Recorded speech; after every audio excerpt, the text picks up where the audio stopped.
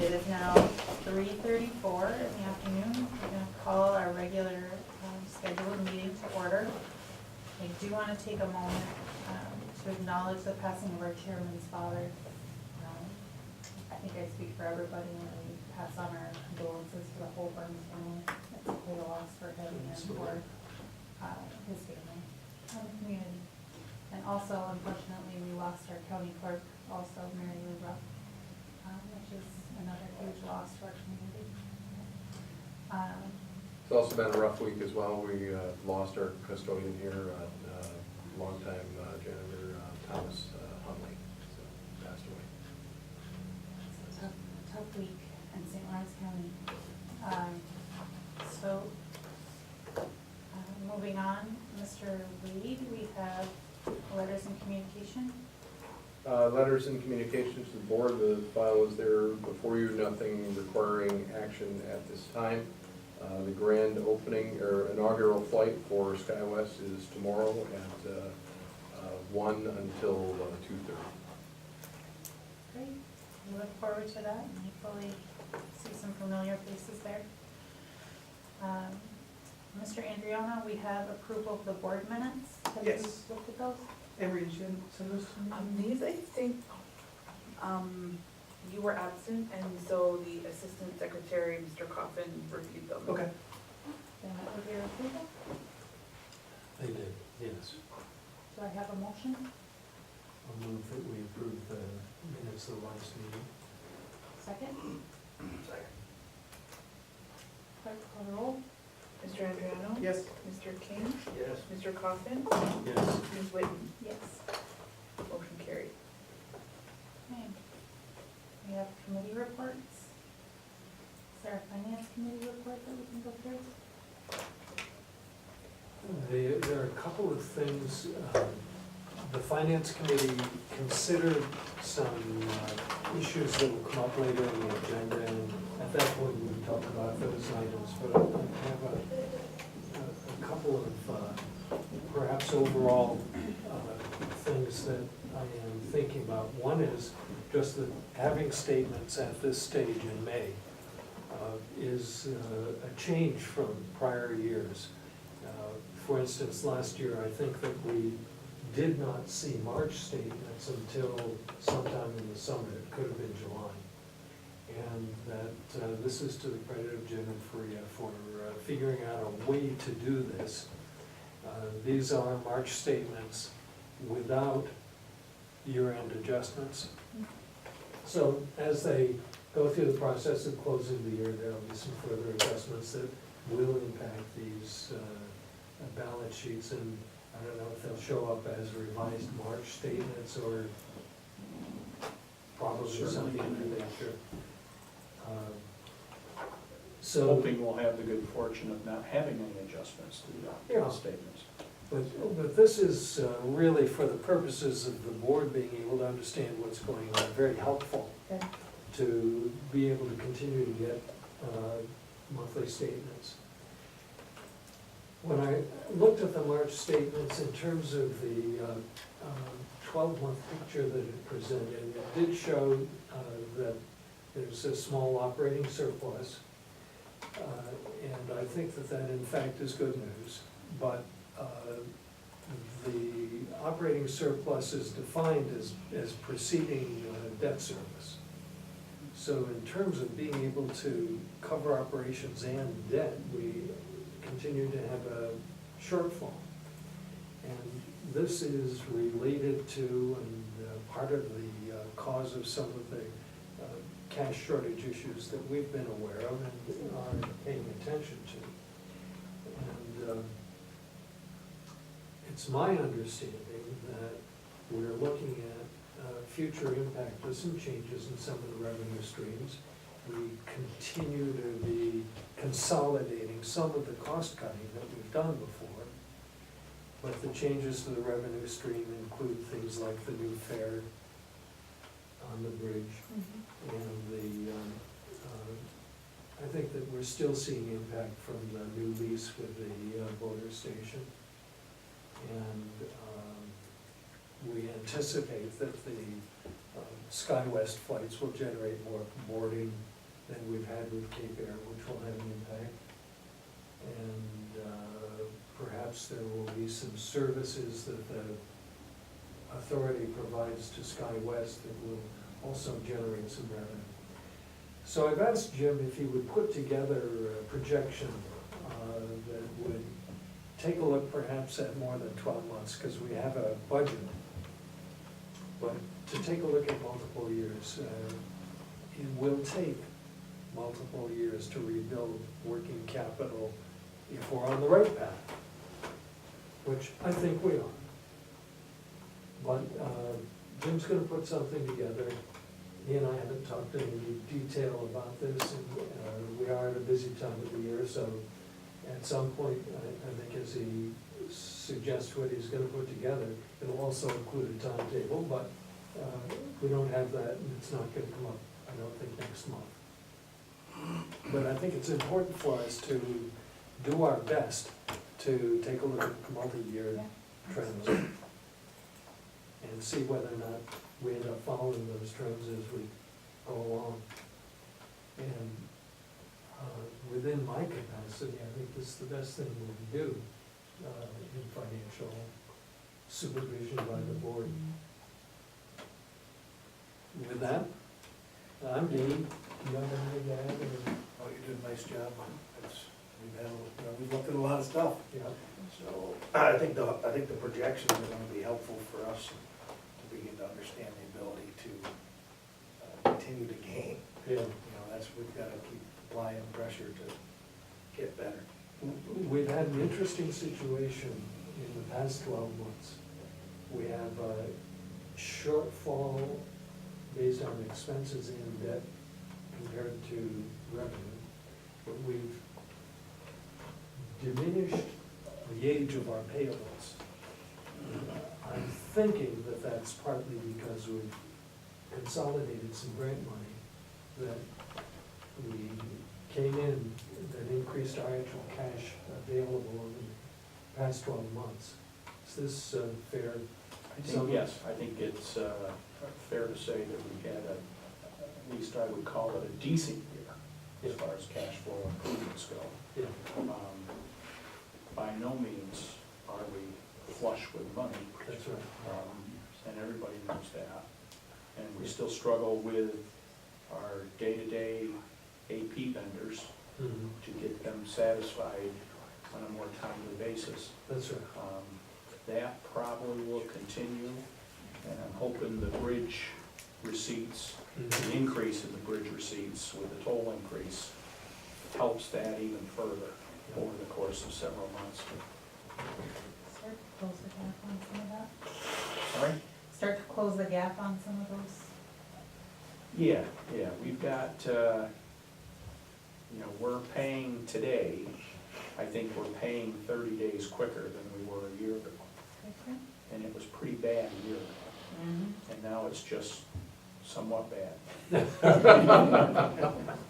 But we're making good. Progress is being made. We're making good. Okay. Yes, There's a lot of scale in that bad scale. Well, as long as we're making progress in the right direction, and I appreciate that you really working to keep the oversight. Okay. There were two additional. The only other thing I would add, I'm sorry, we did meet both of our debt covenants, which caused us a lot of consternation a year ago. You might recall, you two might recall, you guys may not, but you were coming on the board just as we were going through the audit reviews. And secondly, that same audit is on the docket for May 20th to May 25th.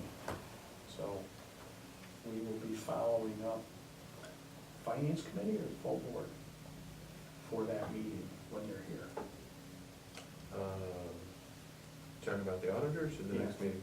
The auditors generally meet with the chairman of the board and head of the finance committee. Okay. So sometime the week of the 20th of May. Yep. So that's all scheduled and ready to happen.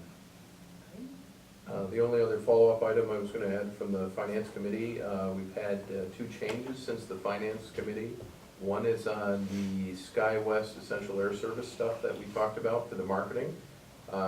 We had SkyWest take that on directly, so therefore there's no need for action on that, and it doesn't come out of our pocket, and we need to wait for reimbursement. The other action that, follow-up item, there was a question about advanced media. And the answer to that is we're gonna write in there a 30-day cancellation in that agreement. And I think that takes care of the outstanding issues from the finance committee. Are we able to go through the bridge inspection, or do Absolutely. you need more time? It is being loaded electronically right now. I apologize, there's a problem with the video, but I'm always prepared, and I've got a hard copy right there. You take one and pass it around. We found an opportunity to, I'm sorry, it's coming around that way. We found an opportunity where we could save the authority $10,000 by myself and Steve Lawrence pinch hitting on the biennial inspection results in the presentation. The presentation itself will be loaded on the computer shortly. This is the executive summary that is publicly released. Now, disclaimer here, neither Steve Lawrence nor myself are engineers, so if there are any technical questions, we'll need to hold technical questions and capture them, and we'll have the engineers answer them for you. But given the opportunity to save $10,000, we took it. So let's go through the executive summary, and then we can look at the slide deck here once it's loaded by Anne Marie. So what's the condition of the bridge? It's in overall satisfactory to good condition, however, it's got some issues. It has some issues with floor joists, severe corrosion, and some section loss in the girder spans. And there's some photographs that you'll see on that here shortly. There's a total of 39 yellow structural flags that were issued on the bridge with severe corrosion and section loss on lower portions of the joist, corrosion fatigue, and cracks found in some of the webs of the floor joists. There were no red flags reports issued during the inspection. However, there was a number of joist locations that in the future, if they continue to deteriorate, there could be a red flag condition at some point in the future. The current deterioration condition does trigger a posting analysis that's needed for the FAST Act that is in relation to emergency vehicles and an emergency vehicle posting sign. Steve, I believe we have the new sign posted, do we not? Yes, And that's been up for a while, correct? about a month. Okay. It's posted for a 45-ton weight limit.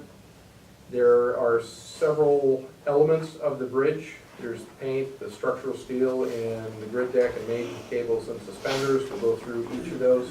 Thank you, Rob. Oh, you're welcome. The paint system is in poor condition overall. There's an increase in the areas noted that have paint failures and minor to severe surface corrosion. And you'll see this a lot better as soon as we get the pictures here. It's recommended that we give priority to a programmed replacement of the paint system performed by contract forces. Keep in mind this paint is lead-based paint, the green lead-based paint that we've talked about before. And should also include miscellaneous steel repairs to address the areas noted in moderate to severe section loss throughout the lateral bracing and superstructure metalwork. And again, this will make a lot more sense as soon as we get pictures here.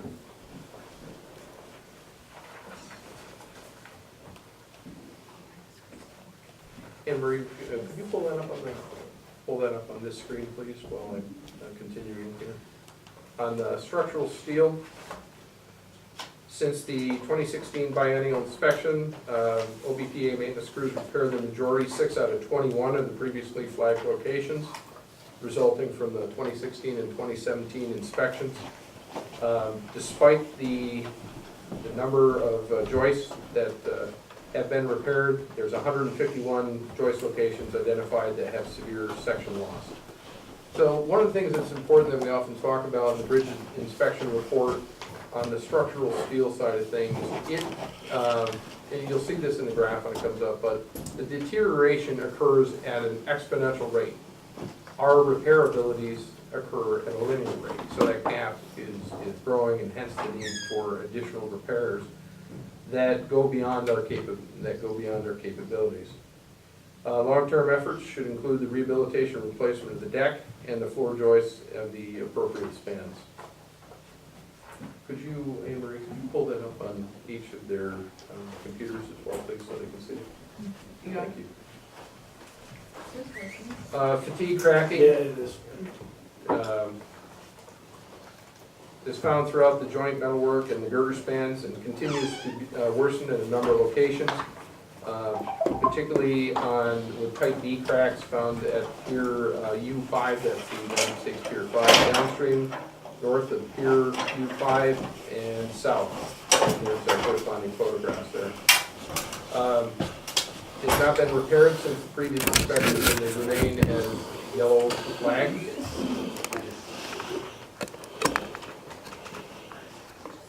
Span 32, there's bottom flanges, and we'll look at that in the photos.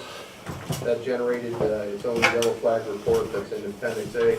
By the way, this monster thing up here at the front, this is the bridge inspection report in full.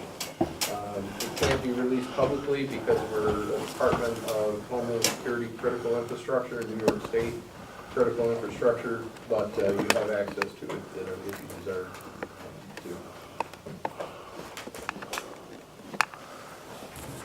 I'm going to jump over to the grid deck for a moment. Roadway stringers and steel grid deck and suspended spans were replaced in 2012 and remain in overall good condition. There's numerous deficient grid deck and stringer bearing fasteners noted throughout the suspended spans, however. The maintenance crews address the vast majority of these. There are over 200 deficient connection bolts found during the 2018 biennial inspection. As far as the main cable and suspenders, the main cables and suspender ropes appear to be in satisfactory condition. However, the protective paint is generally in poor condition with numerous areas of brittle and peeling paint and areas exposed wrapping wires. There's a concern there regarding potential water intrusion into the interior of the main cables if left unchecked. Consistent with prior recommendations, there's a recommendation to remove one of the suspender ropes and have it tested. A few other things on page 4 of the document. The safety hand line wire ropes. There are several locations where the hand lines are corroded. It's recommended that we replace these sections. The anchorages.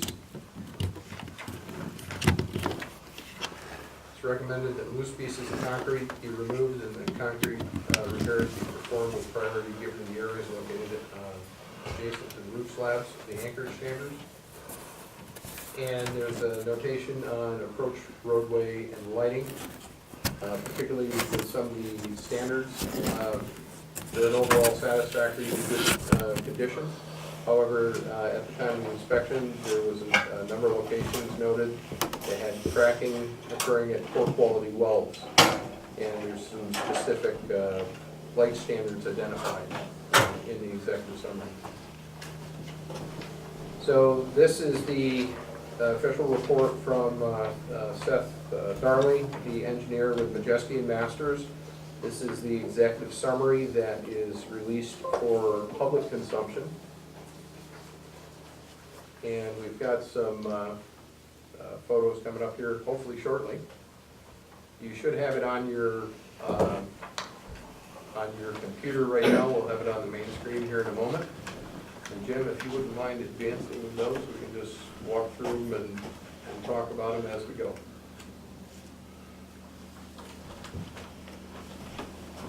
There we go. Thanks, Russ.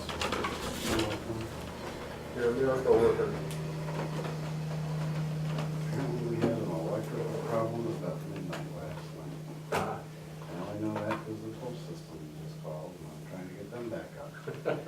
Don't worry about the pink, the sign doesn't work anymore. Okay. So I'm working on it, we're just having apparently we had a power issue about midnight That would last explain night. why the white sign was passed out earlier. So as I mentioned, current overall conditions of the structure per the engineer. The substructure satisfactory to good, girder spans overall fair to poor, deck truss satisfactory to fair, suspended spans. Thanks, Russ. You're welcome, thank you. Good structural condition. On the first slide, enlarge that a little bit so you can see it better. There we go. So there's the first slide. Steve, do you have any commentary as we go? You're looking at the anchor pier, and on this slide to the right, one side's the right, that's the cable room. There's a door into each one of those concrete blocks there, and inside of that is all the fretting where the cables all spread out and are anchored by that huge block in the back. We have dehumidifiers in those rooms to keep the moisture and that's been working real good. Those were installed in 2010, and that was a highly recommended thing, and that's kind of taken away any issues about corrosion inside the cable room. But there's an opposite one mirrored over to the I don't know whether that's the Canadian or I think that might be the Canadian side, yeah. And then the other one is the American side, and they're basically, you have 4 cable rooms on that. And then where you see the upper blocks, that's spalling from areas where it started cracking and you get moisture in there over time, and it starts affecting that. And one of those, like the top one, that's an existing repair, and some of that may be the quality of the repair we did at the time. You try to use the current technology for some of the concrete that's out there, and now we're getting into more and more high strength and high bonding type of stuff. But last year we didn't do a whole lot with the concrete work on the piers. We have a couple guys that are very good with that, but we really been putting our resources toward the metal repair. So, but on that just gives you an idea. That's kind of a general how you'd see a number of piers. It's nothing structural or major, but it can turn into that if you don't deal with it. I think you want to comment on this? Yeah, on this one, you'll see if you look up at the bridge deck, you'll see more of the rust on the kind of the left side of the bridge, and that's because that's all tracked on from, by the time vehicles come from the US side, most of the salt and stuff is dripped off there. So what you generally see is a lot of the repairs are on the left side. It still affects the whole structure, but you'll see that with that, and it's the reverse on the American side too. And this is the home that, as you come off the bridge, that home is right beside there, and we own the property just to the left of that. Over there, we own a chunk of land there, so that's kind of our base when we do repairs over there. And then beyond that, that crosses Route 2, and I don't know if we've ever talked about this, but at one point it's mentioned in the inspection, some vehicle went through, probably on a lowboy, and it dinged a couple of the girders going across, and that'll be something we have to look at. The thing about that is you've got to get all your traffic protection in place to do that. You just can't go out there and repair it, so it's quite involved, but OPP helps us out with that, but that's something we'll have to look at and see exactly what needs to be done on that. But we didn't pick it up at all until they go through the whole, when the bridge people were there, and the engineers, they picked up on that and brought it to our attention. But no one reported anything or anything like that, but I'm sure someone's got a damaged backhoe or something somewhere. There you're seeing gusset plates for some of the cross members. You get salt and dirt laying down on that and just working on that. And we don't get down low enough to wash all that off, so that's an accumulation over time of that. And you can see, well, some of the cross members there, and there's probably, I think that's over 20 feet from the bridge deck down. We washed the bridge deck all the way across. We finished that already this year. but basically we try to get all the road salt and things like that off of there. On that, I think they're just showing the different gusset plates where there's some fatigue cracking. You can see where that's, and they note that so that we can pick that up. More of the same areas there. I don't know which side of the bridge that's on. Now you see that's on the, this is on the truss end. You can see under some of those areas where the corrosion is pretty extensive there. We haven't gotten out there. We've done a lot of painting, more or less on the girder spans on the US and the Canadian side. And getting out there is just, that's more of the comprehensive plan to repaint the bridge. So as we're talking earlier, as far as the structural flag overview, there's a total of 39. And you can see the breakdown here of them. Our, wait, hold it on that for a second. I don't know which ones we've done out of the 36, 2 or 1, but since they finish in August, but they leave us with a list of things, and some of those, if we're in that area, we'll knock them off, so kind of we've got a small jump on the next 2 years. So I think that 39 might be somewhere around 36 maybe, or something like that. But that total will be added to what we didn't get. You'll see in there 16 out of 21 or something. Well, those 5 are added to that list, so it jumps above 39. So a couple of pictures here. Again, pictures worth 1,000 words. So you span 1. That's on the US side. Just in 2004, when we had our crew in here, we did span 1 and span 2. They kind of were starting to look like that. There was just, and actually we went through and we needle gunned and pressure washed those 2 spans and did quite a bit of painting. That was in 2004. So in 14 or 15 years, you can see where the areas that peel are areas that were probably, they were good, it was good paint back then, and we didn't take it right down to the red lead. I think the other thing here of note too is you can see where the salt's tracking on the bridge as well on the left-hand side versus the right. And Notice the river level. You couldn't walk up to that pier today. span 3, pretty much the same thing. The photos of span 4. And notice more rust on one side than the other with that. That's going out, so that's why the US side. This one's a good example of, there's a repair area. You can see where we've sistered on the angle iron, and we get behind there and paint that all in, and that's what a repair looks like. And you see a number of them all the way up through there. This was an engineered package that our engineers did for us, so it's kind of off the shelf. We know everything that's got to go with that, and they have complimented us compared to regular contractors that we do know. We've done so many, we've gotten pretty good at it, unfortunately. But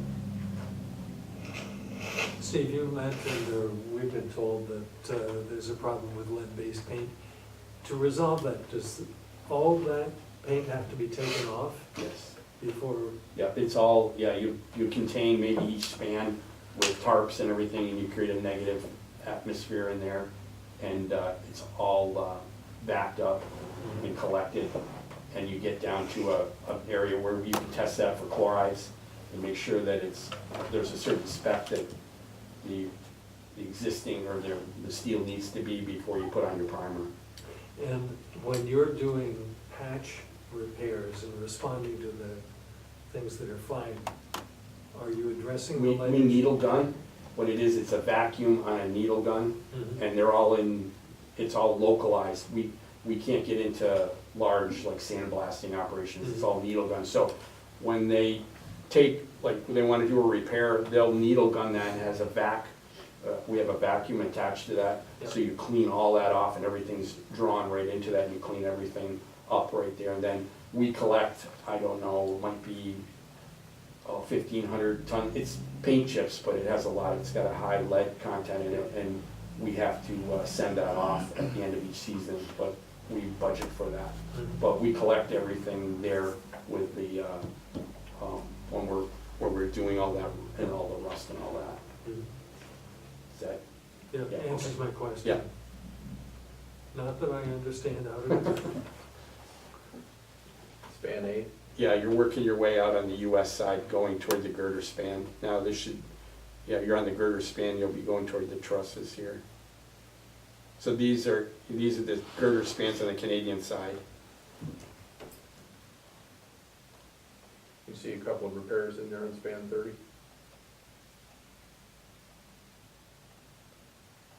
If you notice the same, as I say, it's, most everything's to the left on the Canadian side, where it's basically road salt that's really doing all the damage.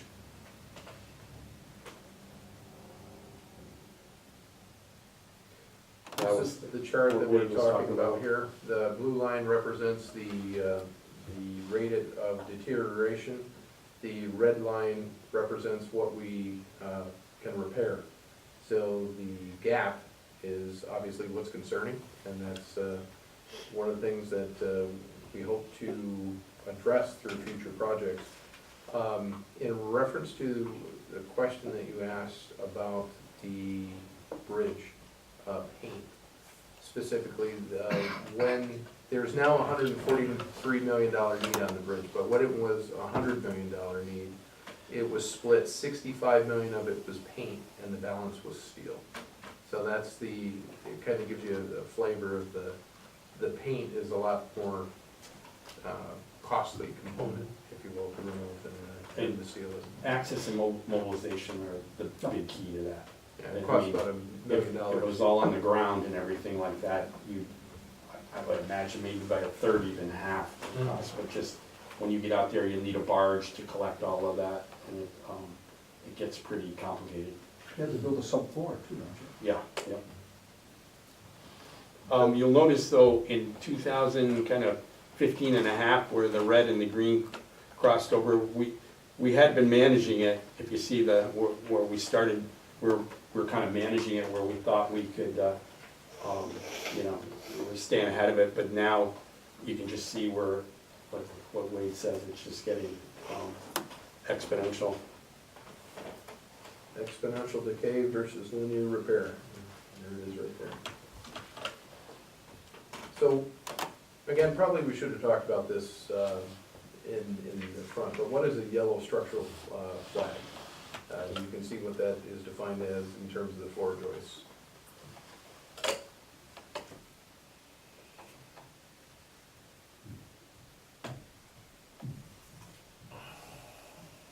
Here's what a section loss and a corrosion hole looks like.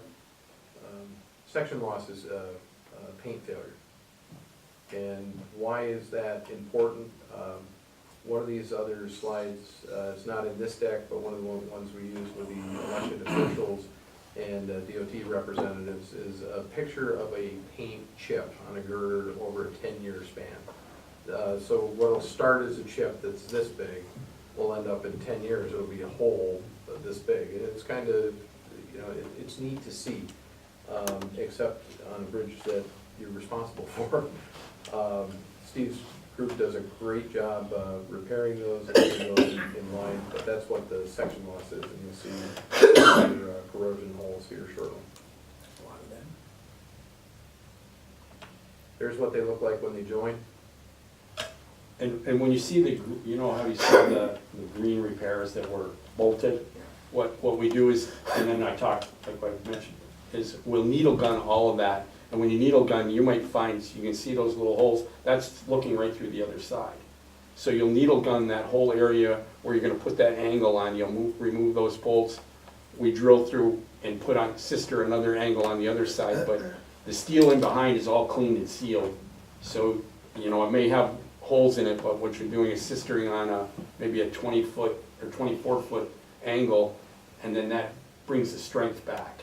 The issue that you do have to worry about is where you get section loss, right where the steel beam sits on those girders. So we haven't had that yet, but we've been warned about, you know, when it starts getting into that, then you're looking at possibly repairing the whole beam or replacing the whole beam rather than repairing it. Are you guys focusing more on maintaining those areas? Yeah, Yeah. well, and with the, and I'll give you what, kind of a comparison to another bridge of what we have for manpower and things like that, but with our manpower, that, and let me digress just a second. Before we did the suspension span, the grid deck on the suspension span was cracking, like, I mean, pieces were falling out of it. So we'd spend 4-6 weeks just welding grid deck. We'd have 4 or 5 guys and 2 guys welding, and you'd have, well, what happened was, when we redid the whole suspension span, all that came away, and there was, that was all brand new grid deck. So, good, you know, we freed up that. Well, that's when the floor joists started entering into it on both approaches, and we're kind of, that's all raising to a level to where we can't, you know, we're so focused on that. Other things are, we just don't have time or money to get to those other things. But, so that, really, the floor joists are our focus out there, the number one thing, and they've gotten very good at it, and we've been able to kind of do stuff during the winter to get us going a little quicker, but it's still kind of, it's getting quite overwhelming. So what's a red flag? A red flag is a yellow flag if you don't address it, and you can see the difference there between a yellow and a red flag in terms of definitions.